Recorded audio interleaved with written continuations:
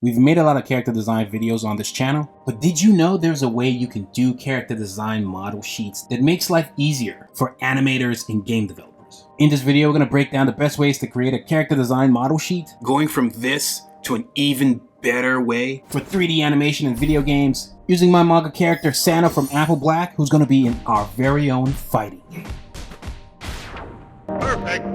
You see, we can find a lot of really cool character designs from all kinds of stuff, 3D animation, 2D animation, video games, whether they're 3D, even 2D. But if those designs are going to be adapted into 3D, there's a way to handle it. Now, that's not to say 3D models cannot be created from really any kind of character design sheets, especially depending on the skill level of the 3D modeler. But if you want to make life easy, it's not just about drawing the character dynamic and making sure we can see their front, back, and side, and certain expressions, like all the examples you see right before you. Sometimes there are 3D modelers out there that can just create the model from images or panels, and they can kind of freestyle and figure everything out based off of looking at reference from multiple scenes and panels from the manga or film or whatever. That said, every sheet is about giving information. Usually you're working in a team and everybody wants to speak the same language. If a character has a weapon, you also kind of have to draw that weapon even by itself from multiple angles. This way the modeler doesn't have too many questions going back and forth. You're also saving time for production. Sometimes it's not just weapons, sometimes it's, say, a belt, a jacket. How does the character look with the jacket on or the jacket off? It's about putting as much relevant information on that page so that anybody on the team knows what's going on, especially the 3D folks. This even applies to 2D, animation, or comics if there are multiple people on the team. Funny enough, while searching, I found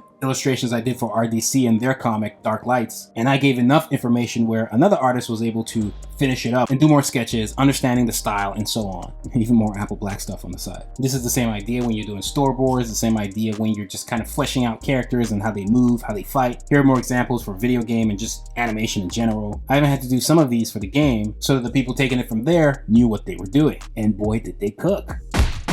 But one of the main tricks to make it easier for 3D people in particular is to have your drawings be not dynamic. It's like they're standing for an action figure. This also applies when they're doing literal action figures. Whoever's going to be doing the sculpting, 3D printing, whatever, however that's put together. The point is to draw the character design sheet with the characters not dynamic, just standing there. Sometimes their body forming a T with their hands, or at least the hands popping to the sides a little bit. Because it's not about getting the vibes of the character or their facial expression or seeing them in a cool pose. Is more about understanding their literal model, how they're put together, what's their design, what are they wearing, all of that, and understanding that to a T. Here are multiple examples, especially if you search character design but then put model sheet right after it, you're going to be seeing more and more of these examples. They are literally standing, there is no character to them. It's more about just figuring out how they look exactly. No life to them, or at the very least, barely any life. Like, how do they look at rest?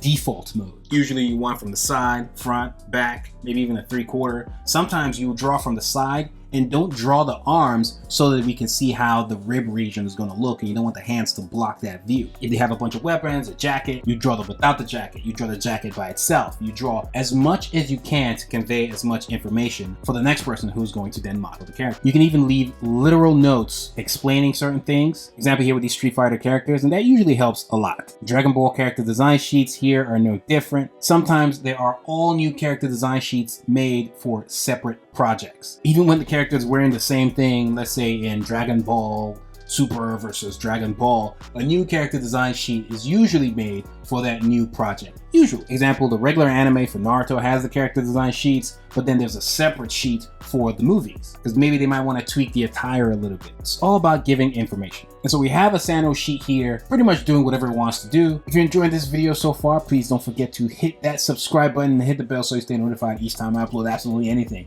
Questions below if you have any. But now I'm going to make the more rigid, non-dynamic one. Now, starting out, I have these horizontal lines to let me know where things go and to keep things consistent. Even while drawing the character, I want to make sure I draw the character without hair so that the modelers know how Santa is going to look without hair. This should also help the modeling process. Then I draw the rest of Sano. The key here is to keep things very symmetrical, as symmetrical as possible, unless the character design itself isn't. Most of this will be to your discretion. I've drawn one leg here. I literally just copy, flip, and paste, adjust where necessary, selecting parts here and there enlarging them and just making it work. Now I'm using the same horizontal lines to draw Sano's side view because while modeling, a lot of the pieces of the sheets are going to be used. They want to be able to look at the character that they've modeled so far front-wise and then be able to turn it to the side and morph or fix whatever with ease based off of the reference sheet. You see at the top, I have the same thing going on, but I want to make sure I'm getting Sano without hair where necessary.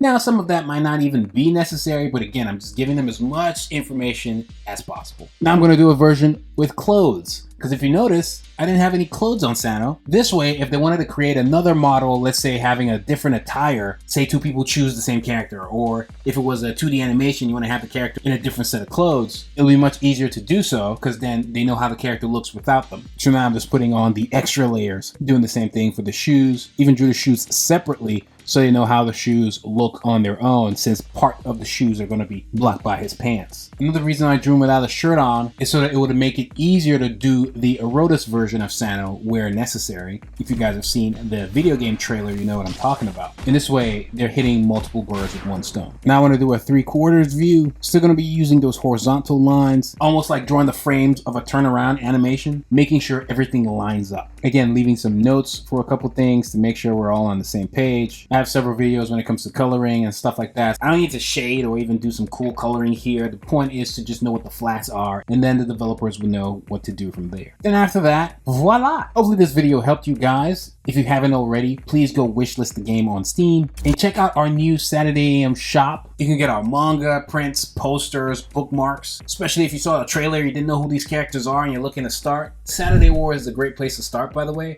but you can get all the individual series, Apple Black, Clock Strike, or more. We currently have great deals on there. Sign up for our newsletter so you're aware of more. For the 2.5 people that made it to the end of this video, I thank you. Again, like the video, subscribe, hit the bell so you stay notified each time I upload absolutely anything. Turn on all notifications.